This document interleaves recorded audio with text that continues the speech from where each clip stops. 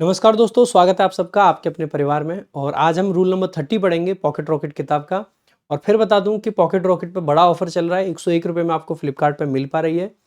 और ऑफर अगले 1-2 दिन के लिए है, उसके बाद में ऑफर खत्म हो जाएगा। तो जिस भी बच्चे को लेनी है जल्दी से ले लीजिए, देरी बिल्कुल मत कीजिए।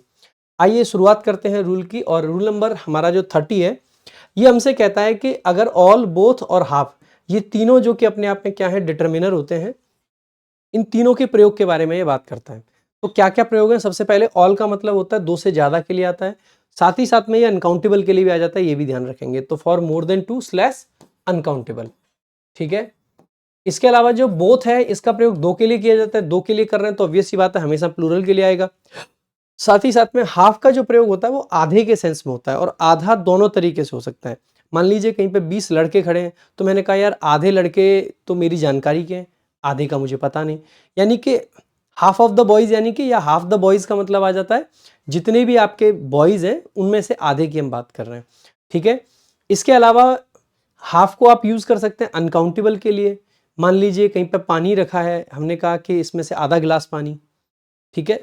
या फिर हम कह सकते हैं ये जो पानी है इसका आधा पानी, पृथ्वी पे जो पानी है उसका आधा पानी, ऐसे कुछ भी उसके बारे में जानकारी अगर हम देना चाहें। सो हाफ का प्रयोग हम अनकाउंटेबल और प्लूरल दोनों के लिए कर सकते हैं। ऑल का प्रयोग भी अगेन अनकाउंटेबल और प्लूरल दोनों के लिए कर सकते हैं, लेकिन बोथ का प्रयोग सिर्फ और सिर्फ प्लूरल के लिए आता है।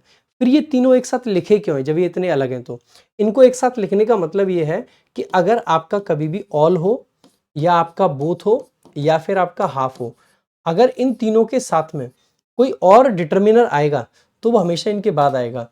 यानी कि कोई आर्टिकल आ जाए, या फिर कोई पजेसिव केस आ जाए, ठीक है, और या फिर कोई और डिटर्मिनर आ जाए, तो वो इनके बाद में आता है और तब आपका नाउन आता है।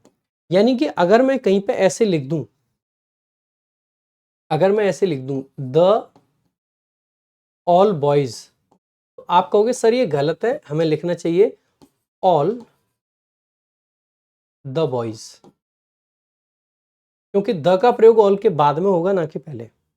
यही यहाँ पे लिख रखा है। इन तीन के साथ में article, possessive case, these, those का प्रयोग हो तब पहले ऑल, बोथ, हाफ का प्रयोग होता है, बाद में आपका बेसिकली आर्टिकल आते हैं।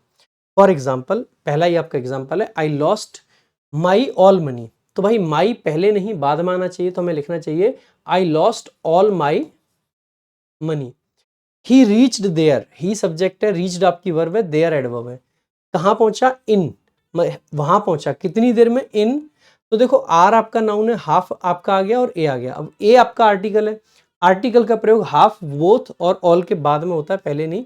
तो इसको आप कहाँ लगा दोगे? Half an hour. नोट कर लेंगे एक चीज और, वो ये है कि होल के साथ में द या पजेसिव केस का प्रयोग अगर होता है तो होल से पहले होता है, ना कि बाद में। यानी कि I lost my whole money कहेंगे, ना कि होल माई मनी। तो अगर यहाँ पे ऐसे हमने लिख देंगे होल माई मनी, तो वो लिखना आपका गलत हो जाएगा। ऐसा इसलिए है क्योंकि होल जो है आपका एडजेक्टिव है, और एडजेक्टिव का प्रयोग जो है वो डिटर्मिनर के बाद किया जाता है, ना कि पहले, ठीक है। तो माई आपका इधर चला जाएगा, ठीक है। आ जाइए प्रीवियस ईयर क्वेश्चन देखते हैं। पहला क्वेश्चन है आपका, the both children go to the same school.